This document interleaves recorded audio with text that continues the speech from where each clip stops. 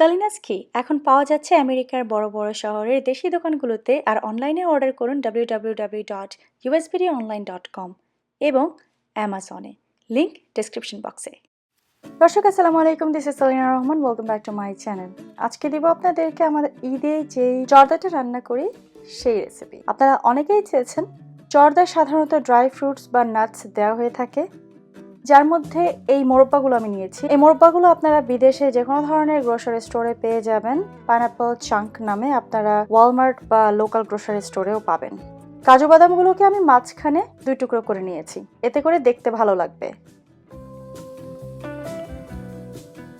আমি আজকে নিয়েছি আধা কাপ করে কিশমিশ, কাঠবাদাম, মোরব্বা এবং কাজু বাদাম। 2 কাপ পরিমাণ পোলাওয়ের চাল নিয়েছি। আপনারা চাইলে বাসমতি চাল দিয়েও এটা করতে পারেন। সেই ক্ষেত্রে আমি আপনাদেরকে পরামর্শ দিব বাসমতির যে সেলা রাইসটা আছে সেটা নিতে। চাল ধুয়ে আগে পানি ঝরিয়ে নিয়েছি।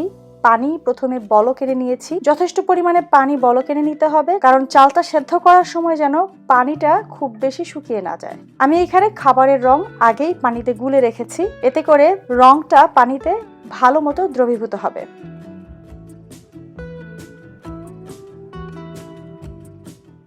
চালটা সেদ্ধ করার সময় 2 ইঞ্চি দারচিনি এর মধ্যে দিয়ে দিলাম। আমি এখন এই চালটাকে স্ট্রেট 8 মিনিট জাল করে নেব। 8 মিনিটের বেশি আপনাদের এটা সেদ্ধ করার কোনো প্রয়োজন নেই, তাহলে কিন্তু চালটা ওভারকুক হয়ে যাবে। ভাতটা আমাদের হোল ইন টেক্সচার লাগবে, যেন গলে না যায়, ফেটে না যায়, আবার বেশি যেন শক্ত থেকে না যায়। গরমে ভাতটা মাড় ঝরানোর জন্য একটা ঝাঁঝরিতে ঢেলে দিতে হবে এবং তারপরে সাথে সাথে ঠান্ডা পানি একটু দিয়ে দিতে হবে উপরে। এতে করে এই গরম ভাতটা আরো নরম হওয়া থেকে বেঁচে যাবে।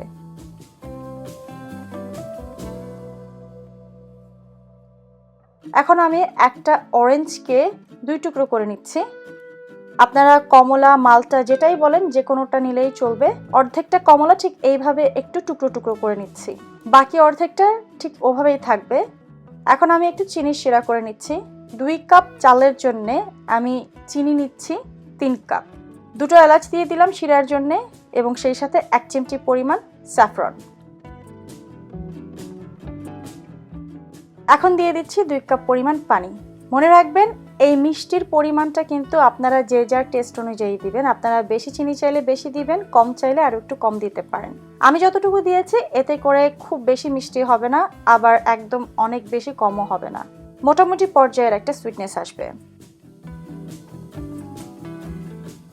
চিনির এই শিরাটা বলক এলে পরে অর্ধেকটা কমলা যেটা আমি রেখে দিয়েছি, সেই কমলাটাকে চিপে এর মধ্যে রসটা দিয়ে দিলাম।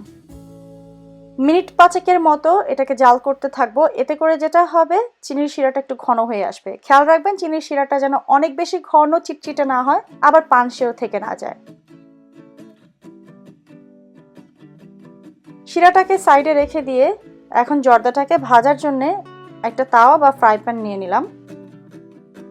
প্রথমে একটু ঘি দিয়ে এর মধ্যে যেই নাটস এবং মোরব্বা রেখেছি সাথে কিশমিশ সহ, সেটাকে খুবই অল্প আঁচে একটু ভেজে নেব। মনে রাখবেন এই ভাজতে গিয়ে কিন্তু কোনোটা পোড়ানো যাবে না, পুড়লে পরে এই রংটা জর্দায় দেখতে খারাপ লাগবে এবং ফ্লেভারটাও ভালো হবে না। 2-3 মিনিটে যখন খুব সুন্দর একটা ভাজা গন্ধ ছড়াবে, তখন এগুলোকে তুলে নিতে হবে। আবারও 1/4 কাপের মতো একটু ঘি দিয়ে দিলাম এবং এই ঘিতে এখন যেই অর্ধেকটা কমলা আমি টুকরো টুকরো করে রেখেছি সেগুলো দিয়ে দিলাম। চুলার আঁচটা মিডিয়ামে দিয়ে এই কমলাটাকে ভালো করে ভেজে নেব। ভাজতে ভাজতে এমন একটা পর্যায়ে আসবে যখন দেখবেন যে একটু ক্যারামেল টাইপের কালার এসছে এবং সমস্ত কমলাটুকু ভাজা হয়ে গেছে, তখন এর মধ্যে পোলাওয়ের যে ভাতটাকে আমরা ঝরিয়ে রেখেছি মাড়, সেটা এর মধ্যে দিয়ে দিচ্ছি। আমি দারচিনির টুকরোগুলোকে উঠিয়ে নেব এখান থেকে। মিনিট 2 মতো একটু ভেজে নেব এই ঘিতে, চুলার আঁচটা কমিয়ে নিয়ে।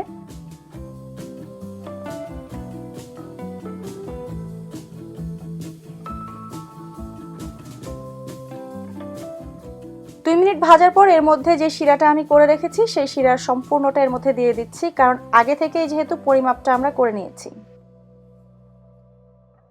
আপনারা যারা প্রথমবার এই জর্দাটা রান্না করবেন তারা চাইলে কোনো ননস্টিক কড়াই বা প্যানে করতে পারেন, এতে করে আপনাদের জন্য আরও একটু সুবিধা হবে, কারণ এ ধরনের স্টেইনলেস স্টিল বা সিলভারের হাঁড়িতে কিন্তু একটু ট্রিকি। আপনারা যদি অভ্যস্ত না হন সেই ক্ষেত্রে এটা নিচে লেগে যেতে পারে।